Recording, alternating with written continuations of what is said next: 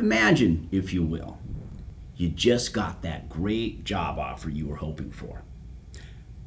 But it's in Nashville, and you live in Long Beach, California. Well, you're going to have to move. You're kind of excited because you understand you're going to get a lot more home for your money out there than you do here. But what do you do with your Long Beach home? Should you sell it? Or should you lease it out and keep it as an investment property? Well, I'll explain.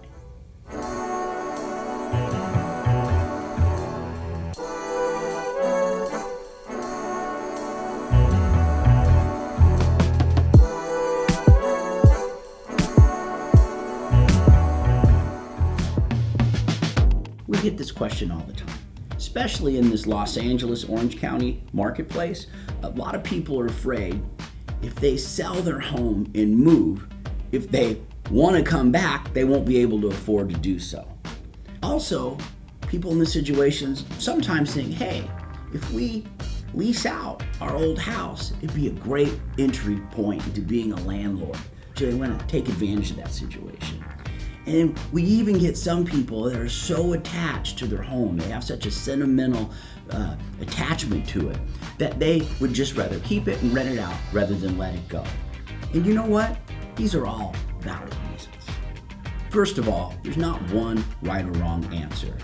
Every household has its own unique, specific situation.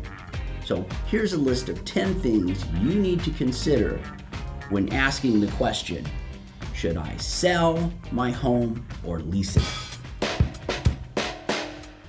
Number 1, know how keeping and leasing out your old house will affect the purchase of your next home. Talk to a lender first, because you may be surprised to find out that by keeping and leasing out your old home, you won't be able to qualify for as much of a loan for your next purchase. Number 2, understand the treatment of capital gains tax on the sale of your primary home. If you lease your home out for over 3 years, it will be treated as an investment property. Therefore, you will lose your primary home capital gains tax exemption. That's up to $250,000 per person. That means for a married couple, you may have to pay income tax on an additional $500,000 of income. That's a lot of money. And number 3, understand the tax advantages of owning rental property. Things like you can write off expenses such as interest, repairs, maintenance, property management, and HOA dues. Even the non-cash expense of depreciation. Number 4, have a realistic expectation of your monthly cash flow. It might be a monthly negative, especially in the Southern California market. Number 5, don't forget the secret value of principal reduction. We often forget the loan balance goes down over time. This one could really add up. Number 6, you'll want to make sure you have cash reserves to handle expenses like maintenance, repairs, vacancies, and evictions. These expenses, unfortunately, actually do happen. Number 7, have a realistic forecast of market appreciation. Prices go up and prices go down. This is especially true in the Los Angeles, Orange County marketplace. Number 8, be prepared to see someone else living in your home. They will be causing wear and tear, and this does drive some people nuts. Number 9, know who will be managing your property. You can self-manage, hire a professional property management company, or your cousin Vinny. But understand, management will be needed. And finally, number 10, you need to understand owning rental property comes with certain inalienable risk.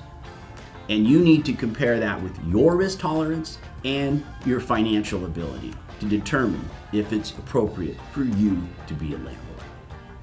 There's certainly other things to take into consideration, but if you start with these 10, you'll certainly have a solid foundation to make the best decision for your household.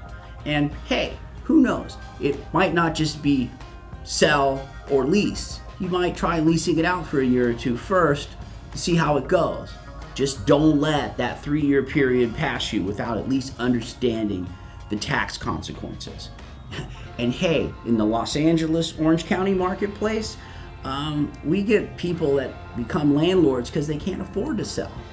And this will be a topic of a future Mike Explains called the accidental landlord. I hope this gives you a better idea of what to consider when faced with the question, should you sell your home or lease it out? I know this is a lot, and here at the Mike Dunfee Group, we're happy to discuss it with you. It's what we do. Also, be sure to include your tax preparer and your loan officer in the conversation early. They'll have a lot to add as well.